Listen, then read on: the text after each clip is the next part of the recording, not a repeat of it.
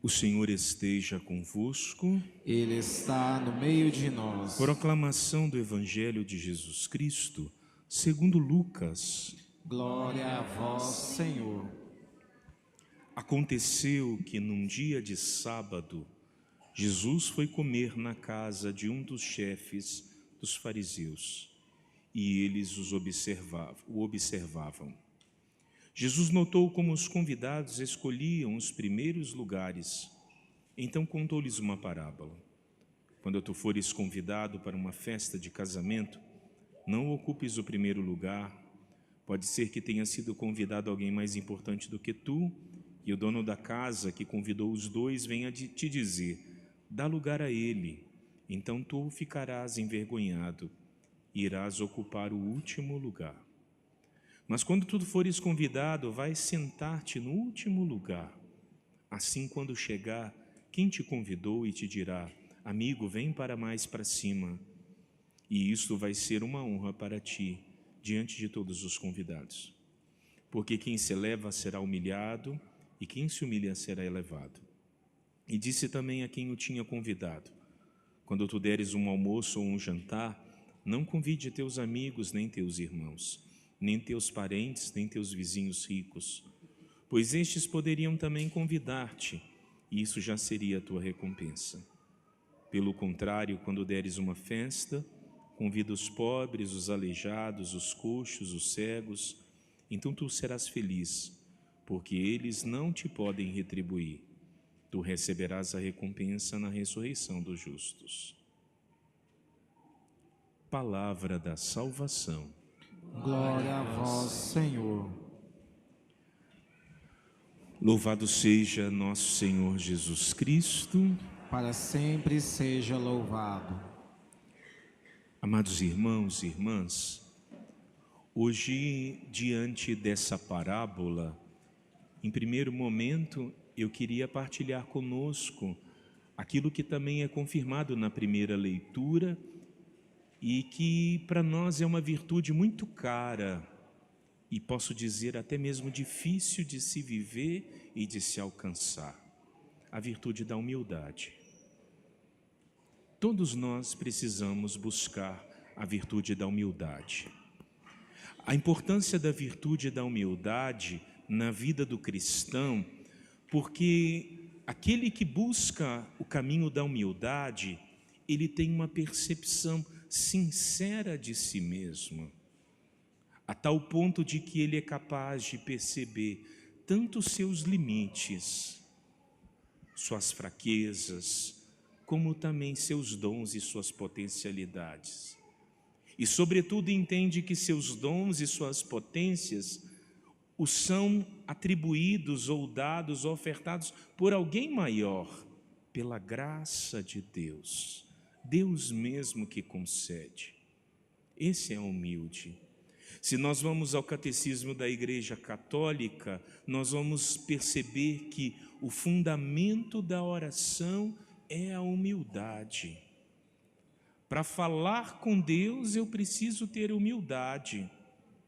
Só assim eu chego ao coração de Deus. Eu percebo como Deus de fato é e manifesta-se na minha vida. Não dá para mim chegar, porque o contrário da humildade é o orgulho.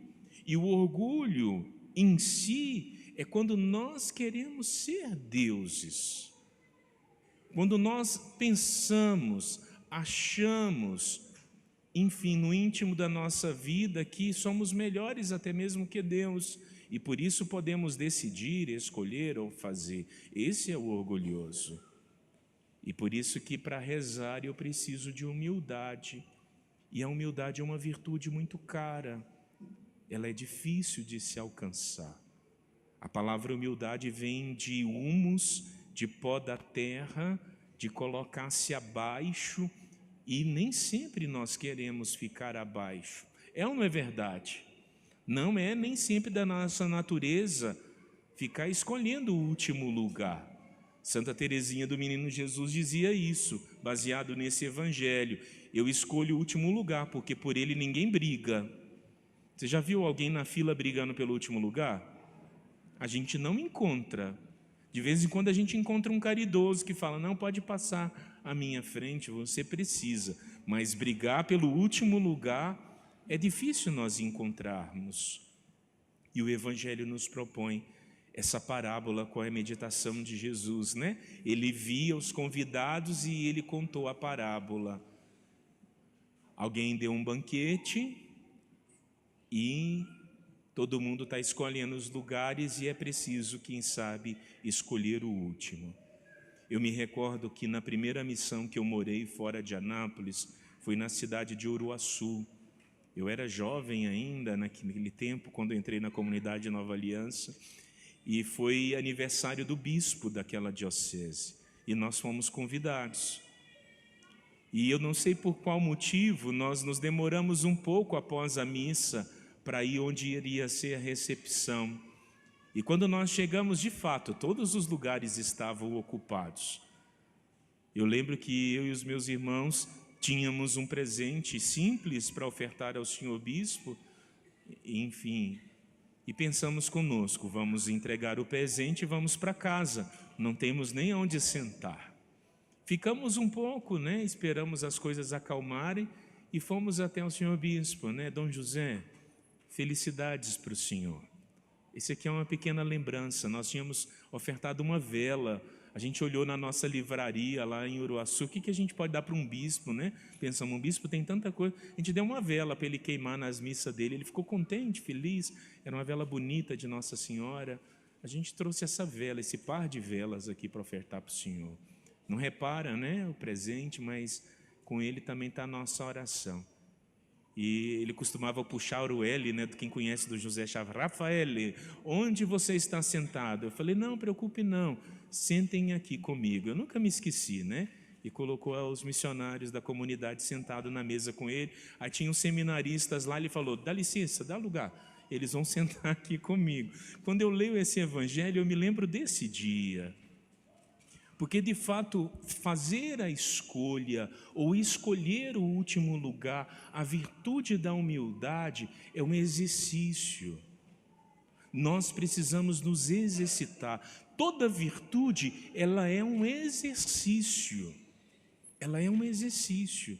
Ninguém adquire virtude, agora eu vou ser humilde. Não, se você pede humildade, Deus vai lhe dar situações para provar o teu orgulho, para lapidar o teu orgulho. Presta atenção, se tiveres a coragem de pedir o dom da humildade, entendas que você vai ser colocado em situações onde você vai ter que abrir mão do orgulho. E aí sim vai sobrar a humildade, aí sim vai sobrar você, naquilo que é mais genuíno e autêntico. Voltando no início, humildade nos faz perceber quem nós somos de fato, nossos limites, nossas fraquezas, mas também nossas potências. A segunda parte da parábola nos leva a uma dimensão fora de nós mesmos, porque o humilde, como ele não olha para si, ele é capaz de olhar para o outro. E Jesus continua dizendo, quando fores preparar um banquete, não convida teus amigos, não convida quem vai te convidar, convida os coxos, os aleijados, é ser capaz de olhar e ofertar com gratuidade para quem não é capaz de devolver. A gratuidade, ela é filha da humildade. A gratuidade nasce da humildade. E a gratuidade tem uma característica que o Evangelho hoje nos traz. Quando perceberes tudo isso, então tu serás feliz. Olha para algum momento da tua vida que você exerceu uma caridade gratuita. Gente, de fato nos faz felizes. Faz feliz, sobretudo, amar e se importar com quem não tem como te devolver. Não tem como te pagar de volta. Isso é gratuidade, ofertar sem esperar nada em troca. É por isso que a igreja nos convida a ter um olhar por pobre, né? Com carinho preparastes uma mesa para o pobre. E fazer uma opção de morar entre os pobres, fazer uma opção de estar entre esses menores do reino, ganha sentido quando eu entendo que esse é o caminho e o ensinamento que Jesus nos provoca, nos chama. Não basta, irmãos, rezar. Uma oração sem caridade é estéril. É estéril. A oração do humilde, ela precisa e ela é percebida na gratuidade da vida, na caridade da vida. Nós olhamos para a comunidade, nem todos nós temos essa graça, mas muitos dos missionários, onde eles estão morando, eu percebo que muitos aqui não conhecem a dimensão da comunidade Nova Aliança, em todas as suas casas de missão. Mas eu vou apontar 3 missões que nós possuímos, só para vocês perceberem, porque uma das formas muito concreta, e aqui onde o nosso dízimo é aplicado, é a dimensão da caridade. Os consagrados da comunidade Nova Aliança têm missão, né? Em Soure, na ilha do Marajó, num assentamento, onde nós cuidamos de uma brinquedoteca, onde nós estamos entre os mais pobres daquele lugar de marginalização. Há pouco tempo a mídia trouxe a realidade do Marajó. Nós temos que lidar com a prostituição infantil em muitos momentos. E aquele espaço onde aquelas crianças estão em contraturno é onde elas podem fazer uma experiência do amor de Deus, podem receber o alimento, podem receber uma vida humana, uma dignidade humana, um cuidado. Para isso existem consagrados que cuidam. Eu não vou longe, aqui, lá no Morro do Cachimbo, como era conhecido antigamente no Paraíso, a gente tem uma missão, a gente tem um núcleo de assistência à criança ou adolescente, que realiza também o mesmo trabalho.